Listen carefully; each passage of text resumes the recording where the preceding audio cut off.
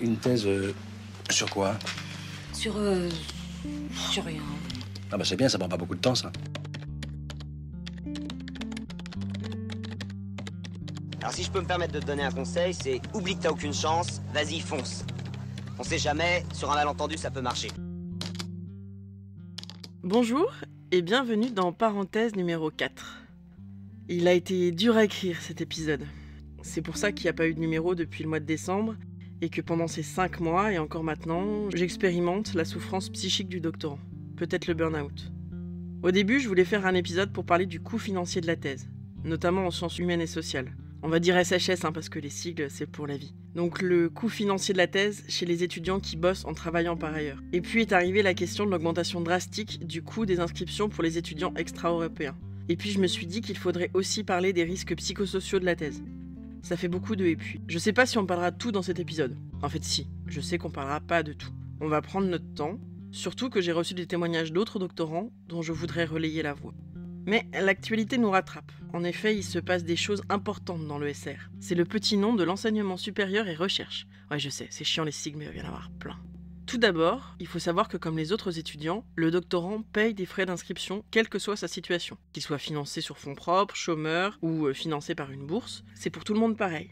Entre septembre et décembre, vous allez devoir sortir 380 €, plus, depuis l'année dernière, 90 € pour la CVEC, la CVEC. La charmante contribution vie étudiante et de campus. Quand on va jamais sur un campus, ça fait un peu mal. Grosso modo, pour les inscriptions, faut compter 500 € par an pour obtenir une carte étudiante, un accès à la BU, au prêt entre bibliothèques, qu'on appelle le PEB. Je vous avais dit pour les sigles, c'est vraiment l'invention de Dieu cette histoire de PEB. Et aussi le droit de travailler et de créer un petit bout du savoir gratuitement pour le cas des doctorants non financés. Pour le dire vite, on paye pour bosser.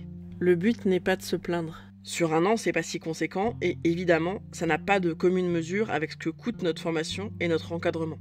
Néanmoins, il faut souligner le fait, qui peut sembler absurde dans le milieu du salariat, que quand on est doctorant, on paye pour avoir le droit de travailler.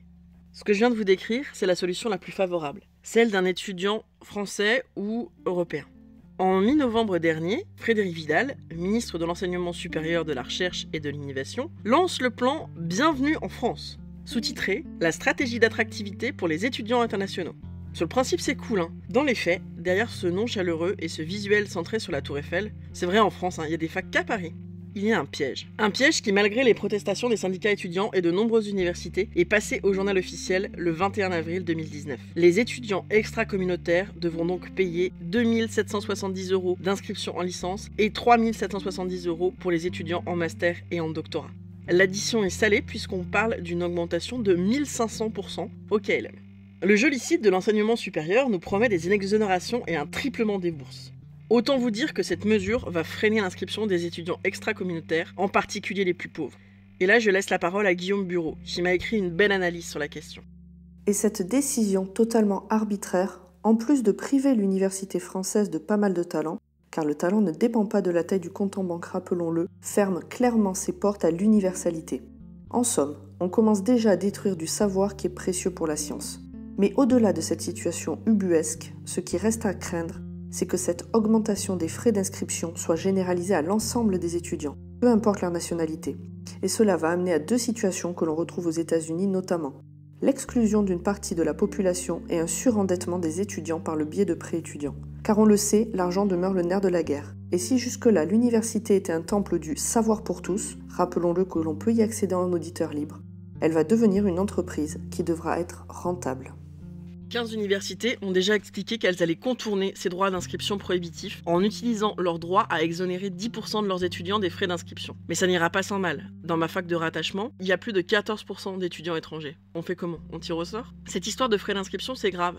Parce que d'une part, on sent venir le cheval de Troie qui voudrait qu'on aligne les frais d'inscription à la hausse dans quelques années. Et c'est grave car les étudiants étrangers sont une richesse pour nos campus. Le président de la commission juridique des présidents d'université et président de l'université fédérale de Toulouse-Midi-Pyrénées explique. Jusqu'alors, le fait que les étudiants étrangers viennent et soient au même niveau que les autres étudiants était complètement assumé. On considérait que ces étudiants, qui sont formés dans le cadre français, sont ensuite de véritables ambassadeurs pour notre pays, aussi bien au niveau de leur carrière qu'au moment de leur retour dans leurs universités.